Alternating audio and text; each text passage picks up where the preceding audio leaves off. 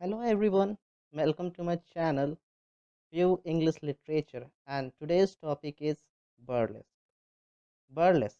It is an absurd imitation of a serious literary work or a literary genre in verse or in prose. Makes it amusing by ridiculing it in matter and manner. अगर सीधे शब्दों में हम कहें तो absurd imitation यानी बर्डलेस क्या होता है कि ये एक एब्सर्ड इमिटेशन होता है, यानी किसी सीरियस वर्क को हम लोग उसको कॉपी करते हैं और उसके मैटर और मैनर को थोड़े सा हास्यपद चीज़ों को ऐड करके उसे मज़ेदार बनाते हैं। इसे ही हम लोग कहते हैं बर्डलेस। Burlesque has been divided into two parts: high burlesque and low burlesque. High burlesque contains parody, mock epic. Mock epic was also known as mock heroic. Low burlesque contains hudibrastic poem, travesty, lampoon, and caricature. Now let's deal them one by one. Parody. Parody is an imitation of a particular writing of a particular writer where the particular writing has been ridiculed.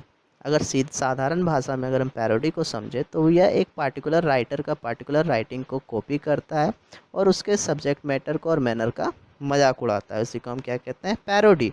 जबकि अगला term जो आता है high burlesque में वो है mock EPIC या फिर mock heroic. Mock EPIC is a type of a parody which imitates a sustained way elaborate form and style of the epic genre which shows commonplace or trivial subject। अगर साधारण भाषा में हम mock EPIC को समझना चाहें तो ये एक ऐसा पोयम होता है जो स्टाइल और मैनर तो एक इपिक का फॉर्म करता है, बहुत ही सीरियस वे में लिखा रहता है, लेकिन इसका जो सब्जेक्ट मैटर होता है बहुत ही साधारण होता है। जैसे कि रेप ऑफ द लॉक में एक बालों का गुच्छों को सब्जेक्ट मैटर बनाया जाता है। अगर हम मॉक इपिक को अच्छे से समझना चाहें तो हम कंपेयर कर सकते हैं एक मॉक इपिक को और एक नॉर्मल इपिक को। फॉर एग्ज़ाम्पल, एक एपिक में जो एक हीरो डिसीज़न लेता है उस डिसीज़न से पूरे वर्ल्ड, पूरे नेशन या पूरे एक रेस पे असर पड़ता है, जबकि मॉक एपिक में ऐसा कुछ भी नहीं होता। फॉर एग्ज़ाम्पल, पैराडाइज लॉस्ट में एडम एंड ईव जब फॉरबिडन एप्पल को खाते हैं या फिर फ्रूट ऑफ नॉलेज को खाते हैं तो उन्हें सज़ा दिया जाता है और उन्हें पैराडाइज से अर्थ में भेज दिया जाता है और दोनों को पनिशमेंट के तौर पे दिया जाता है कि जितने भी मर्द हैं उन्हें ज़िंदगी भर काम करना पड़ेगा और जितने भी वुमेन्स हैं उन्हें बहुत सारा दर्द होगा during child birth.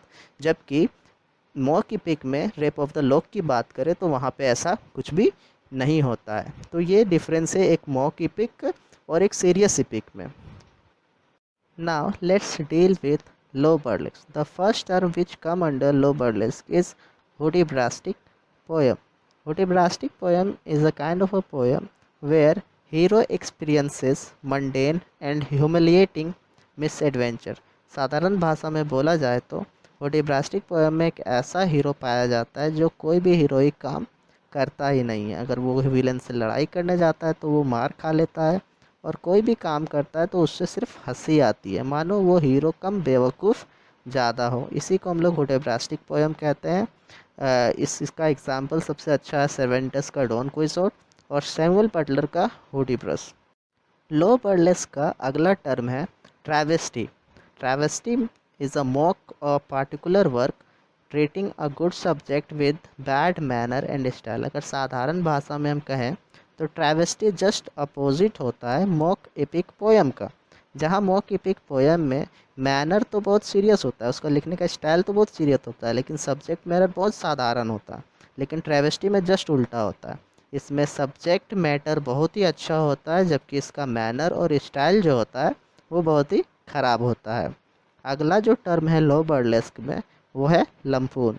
लम्पून is a short satirical work और passage which describe a character of a particular person and ridicules him। अगर सिंपल वर्ड्स में बोले तो लम्पून एक छोटा सा सटायरिकल वर्क होता है या फिर एक छोटा सा पैसेज होता है जिसके अंतर्गत हम किसी पार्टिकुलर पर्सन को मजाक उड़ाते हैं। इसका सबसे अच्छा एग्जाम्पल है ड्राइडन का एब्सलम एंड आर्किटफल, जिसमें एक कैरेक्टर होता है जिमरी, उसका मजाक उड़ाया जाता है जो कि रियल लाइफ में रिप्रेजेंटेशन होता है ड्यूक ऑफ बकिंगम का।